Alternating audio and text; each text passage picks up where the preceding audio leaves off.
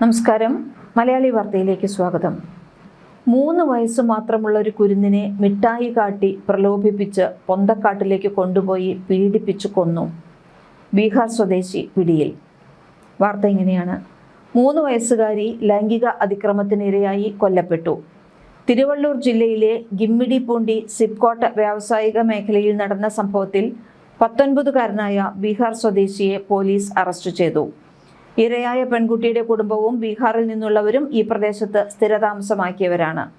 Police നൽകുന്ന വിവരങ്ങൾ പ്രകാരം കുട്ടിയുടെ മാതാപിതാക്കൾ ഗുമ്മിഡിപൂണ്ടി സിപ്കോട്ട് വ്യവസായ മേഖലയിലെ ഒരു ഇരുമ്പ് കമ്പനിയിലെ തൊഴിലാളികളാണ്. ഇതേ കമ്പനിയിലെ ജീവനക്കാരനും കുട്ടിയുടെ പിതാവിൻ്റെ സഹപ്രവർത്തകനുമായ ബീഹാർ സ്വദേശിയാണ് കേസിൽ അറസ്റ്റിലായ പ്രതി.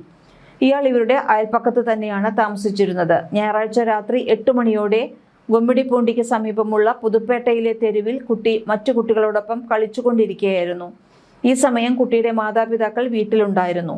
കുട്ടിയുടെ അടുത്തെത്തിയ പ്രതി മിഠായി വാങ്ങിത്തരാമെന്ന് പ്രലോഭിപ്പിച്ച് അടുത്തുള്ള കടയിലേക്ക് കൊണ്ടുപോകുകയും തുടർന്ന് സമീപത്തെ വിജനമായ സ്ഥലത്തെത്തിച്ച് ക്രൂരമായ അതിക്രമത്തിന് ഇരയാക്കുകയുമായിരുന്നു എന്ന് പോലീസ് പറഞ്ഞു.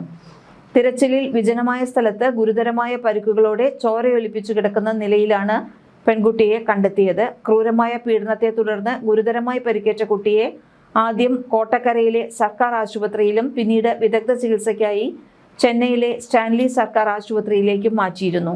എന്നാൽ തിങ്കളാഴ്ച രാവിലെയോടെ കുട്ടി മരണത്തിന് കീഴടങ്ങി. പോലീസ് സംഭവത്തിൽ കേസെടുത്ത് വിശദമായ അന്വേഷണം ആരംഭിച്ചിട്ടുണ്ട്. സംഭവത്തിൽ വൻ ജനരോഷമാണ് പ്രദേശത്ത് അലയടിക്കുന്നത്. 1-ലധികം പേർക്ക് കുറ്റകൃത്യത്തിൽ പങ്കുണ്ടെന്ന സംശയത്തെ തുടർന്ന് ചിലരെ നാട്ടുകാർ മർദ്ദിച്ചതായും റിപ്പോർട്ടുകളുണ്ട്. എന്നാൽ ഇതൊരു കൂട്ടബലാത്സംഗമല്ല എന്നും ഒരാൾ മാത്രമാണ് കൃത്യത്തിന് പിന്നിലുള്ള പ്രതിയെന്നും പോലീസ് വ്യക്തമാക്കി. കുട്ടിയെ കാണാതായതിനെ തുടർന്ന് നാട്ടുകാർ നടത്തിയ തെരച്ചിലാണ് കുട്ടി കാട്ടിൽ ഉപേക്ഷിക്കപ്പെട്ട നിലയിൽ കണ്ടെത്തിയത്.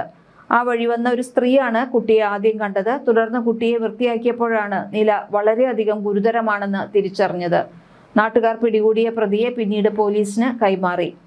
കുട്ടികൾക്കെതിരെയുള്ള ലൈംഗിക അതിക്രമങ്ങൾ തടയുന്നതിനുള്ള പോക്സോ നിയമപ്രകാരമാണ് പോലീസ് ആദ്യം കേസ് രജിസ്റ്റർ ചെയ്തത്. കുട്ടിയുടെ മരണത്തെ തുടർന്ന് പ്രതിക്കെതിരെ കൊലക്കുറ്റവും ചുമത്തിയിട്ടുണ്ട്.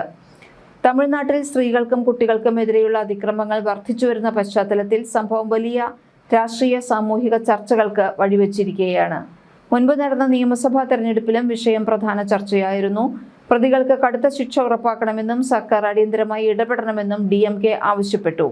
സംഭവത്തിൽ DMK നേതാവ് TKS ഇളങ്കോവൻ ശക്തമായ പ്രതികരണവുമായി രംഗത്തെത്തി.